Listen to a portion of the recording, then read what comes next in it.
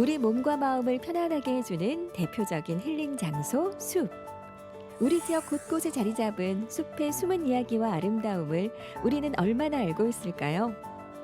경북 생명의 숲 고문 이재원 선생님과 함께 우리 숲 이야기를 만나봅니다.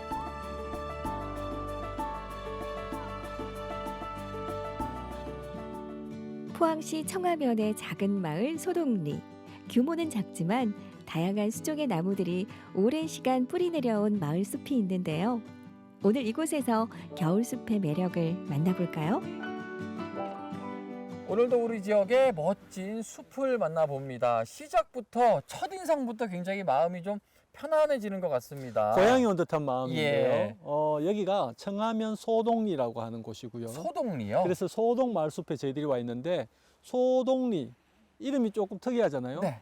유래가 이 손등 같다고도 하고 그리고 소의 등 같다고 해서 소동리라고 하는 곳입니다. 소의 등을 닮은 건가요? 말 전체의 형상이 이렇게 좀 손등이나 소의 등이나 좀 비슷하잖아요. 네. 그래서 이제 지명 유래가 이제 소동이라고 하는데 많이 남아 있지는 않지만 네. 나무들의 내력이 굉장히 오래된 나무들입니다. 그래서 정말 편안한 느낌을 주는 그런 마을 숲입니다. 오랜만에 좀 우리 지역 곳곳에 숨어 있는 보석 같은 마을 숲을 보지 않을까라는 생각이 듭니다. 다양한 나무들도 있고 오래된 나무들도 있다고 하니까요. 한눈에 보기에도 마을과 멋지게 어울리는 숲입니다. 마을 숲의 매력 지금부터 만나보시겠습니다.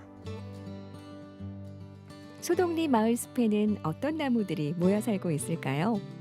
마을과 어우러져 오래도록 살아온 나무들이라 마을 사람들과의 추억도 많을 텐데요. 한 그루 한 그루 마을을 지키고 산 나무들의 이름과 이야기를 조금 더 들어봅니다. 규모가 그렇게 큰 숲은 아닌데요. 네. 이렇게 한눈에 보더라도 다양한 수종의 나무들이 눈에 띄는 것 같아서 인상적이네요. 정말 오래된 숲이라는 느낌이 드는 게 네. 그렇게 나무 한 그루 한 그루가 굉장히 크고 또 거기도 또 오래됐는데도 건강하고 네. 이런 것들 때문에 어떤 숲이 참 오래됐다는 느낌이 들고요. 숲 자체가 그리 넓지는 않지만 네. 또 그게 또 더 좁게 보이는 이유가 숲 사이사이에 어떤 또 인공적인 건물이 들어와서 또 그런 면도 있습니다. 그래서 숲이 조금 이렇게 작게 느껴지는 이유가 이게 있군요. 이제 연결되어 보이지 않고 끊어져 네. 보인다라는 게 조금 아쉬움이기도 하고요. 이제 소동마을 숲은 기존에 오래되어 있던 숲 외에 또 새로이 또 소나무들을 많이 심어서 조금 더 숲이 확장되었는 또 그러한 곳이기도 합니다. 일단 소나무들이 굉장히 눈에 많이 띄고요. 또 다른 나무들은 또 어떤 나무들인지 좀 짚어주시겠어요? 그렇죠. 마을 초입에서 보셨던 것이 그게 지금 말씀하셨던 그 소나무들이고요. 네. 그 소나무들도 굉장히 오래된 나무들이 되었고요. 이제 팽나무들이 굉장히 오래된 나무들이 있고요. 네. 팽나무 그리고 무엇보다 이 도토리나무라고 하죠. 참나무. 그렇죠. 참나무들이 굉장히 여러 그루들이 보입니다. 오. 바닥에도 이제 도토리가 떨어져 있었던 흔적도 보이고 하는데요. 네.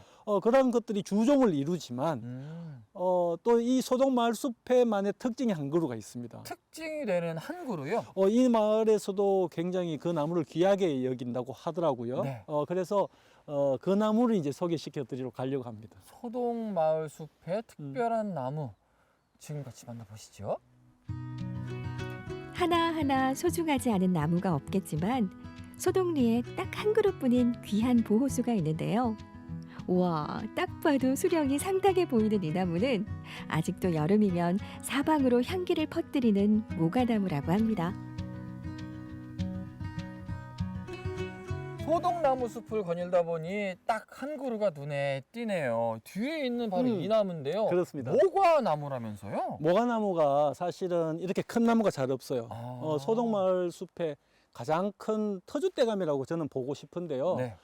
사실 300년 된 모가나무입니다. 300년 된 모과나무. 그러다 보니까 키도 한 10m 정도가 되고요. 노구수처럼 큰 예. 나무가 되어 있는데요. 네. 나무 껍질을 보면 우리가 뭐 흔히 아는 소나무, 뭐 네. 너치나무 이런 나무랑은 완전히 차원이 다릅니다.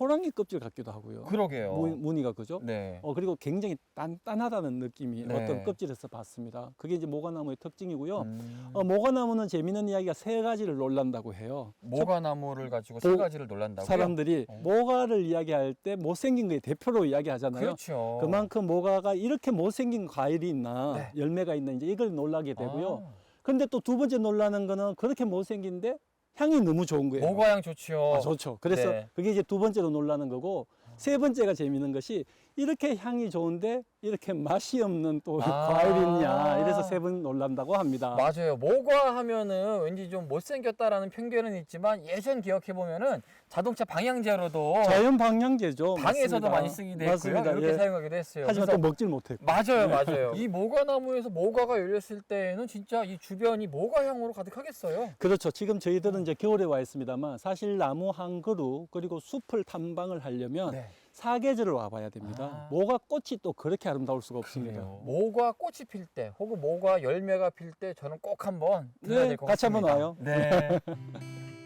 여름이면 노란 모과 열매가 주렁주렁 열리고 모과 향기로 가득할 소동마을 숲. 와, 여러분도 꼭 와보실 거죠? 소동리에는 마을 숲뿐만 아니라 뒤쪽으로 멋진 산도 있는데요. 이곳의 이름은 용산입니다.